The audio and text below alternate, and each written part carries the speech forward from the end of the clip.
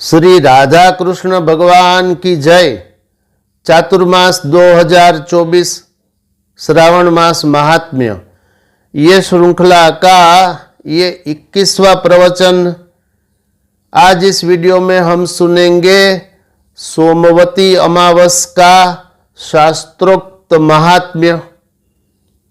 ये क्यों जानना जरूरी है, परम आवश्यक है, क्या मिलेगा?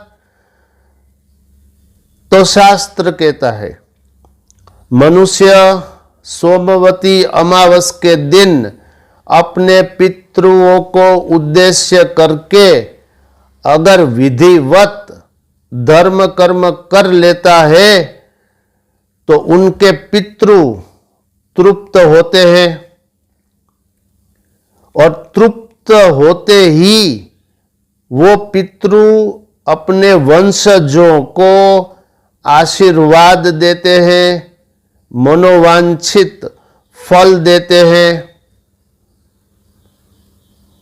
फिर सोमवती अमावस के दिन ये सब धर्म कर्म नियम अनुसार, शास्त्र की आज्ञा के अनुसार करने के फल स्वरूप वो मनुष्य पितृलोक में अक्षय सुख प्राप्त कर लेता है। और सोमवती अमावस के दिन जो धर्म कर्म करे पितृओं को उद्देश्य करके, वो अपनी 21 पीढ़ी का उद्धार कर लेता है। अक्षय वट के नीचे श्राद्ध करने का फल प्राप्त कर लेता है और बहुत लाभ है। तो सबसे पहले ये समझिए सोमवती अमावस किसे कहते हैं। तो बड़ा सीधा सा उत्तर रहेगा, जो अमावस सोमवार के दिन आती है। अब आप समझिए कि प्रत्येक वर्ष सोमवती अमावस 2, 4, 1, 2 वो ग्रह नक्षत्र की स्थिति के अनुसार आती है। जैसे इस वर्ष 2024 में केवल 3 बार सोमवती अमावस का योग है। इनमें से एक अमावस तो बीत गई, वो 8 अप्रैल को थी। अब एक आएगी 2 सितंबर को और एक वर्ष के अंत में 30 दिसंबर को। तो इतना महत्व क्यों है सोमवती अमावस का? क्योंकि शास्त्र कहता है सोमवती अमावस के दिन आकाश में जितनी भी कपिल गंगा है, पुष्कर आदि तीर्थ है, अर्थात जितने भी तीर्थ है वो सब पृथ्वी पर जल में रहते हैं। तो क्या करना चाहिए अमावस के दिन? तो शास्त्र कहता है मनुष्य को अपनी श्रद्धा और शक्ति अनुसार ब्राह्मणों को भोजन कराना चाहिए।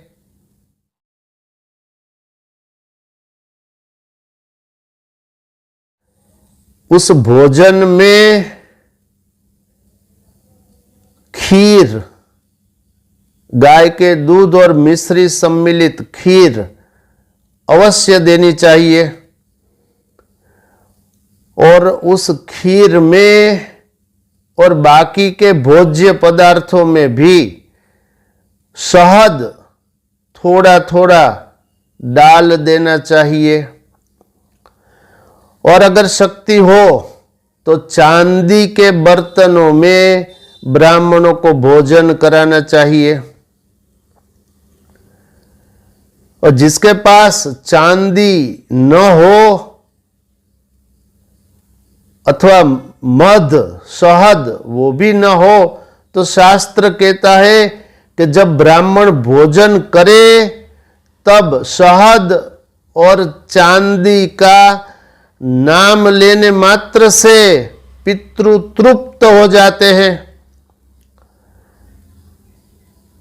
तो ब्राह्मणों को सोमवती अमावस के दिन दोपहर भोजन अवश्य कराना चाहिए, और जिसके पास अधिक शक्ति है उनको एक ब्राह्मण परिवार को भोजन करा देना चाहिए। और सुनिए, ये जो हम लोगों के पितृ होते हैं मनुष्यों के, तो वो यहाँ जो अपना धर्म कर्म करके गए, अन्नदान जलदान इत्यादि, वही सब उन्हें बाकी के शरीरों में और पितृलोक में प्राप्त होता है।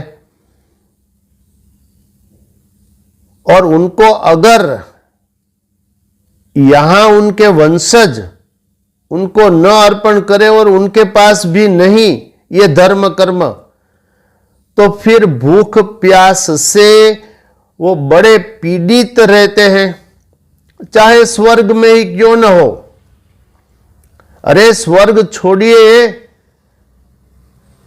जो जीवात्मा सही सही अन्नदान जलदान किए बगैर चाहे वैकुंठ भी पहुंच जाए, तब भी उसे भूख प्यास रहती ही है अवश्य। और मैंने इस विषय में सुबाहु राजा और सुतर्क्ष्या की कहानी किसी चातुर्मास में इसी मोरे श्याम चैनल में बोल दी है। अस्तु, तो क्या करे? सोमवती अमावस के दिन अन्नदान, अपनी श्रद्धा और शक्ति अनुसार अन्नदान करे, जलदान करे, ब्राह्मणों को भोजन अर्पण करे दोपहर के समय। और क्या करे? जिसके पास श्रद्धा और शक्ति हो वो विधिवत उपवास करे और श्राद्ध कर्म करे ब्राह्मणों को बुलाकर। तो जो विधिवत सोमवती अमावस के दिन उपवास करे उन्हें क्या फल? अक्षय वट के नीचे श्राद्ध कर लिया उसका फल। ये बहुत बड़ा फल है, मैं बोल नहीं सकता, डिटेल नहीं कर सकता।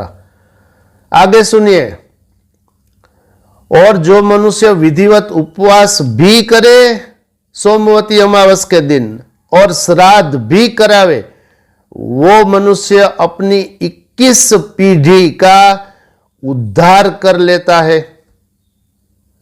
तो मैंने ये थोड़ा सा निवेदन कर दिया शास्त्र की आज्ञा का। अब मनुष्य चाहे तो इसे अपने प्रैक्टिकल जीवन में धर्म कर्म करके अपने पितरों को तृप्त करा सकते हैं।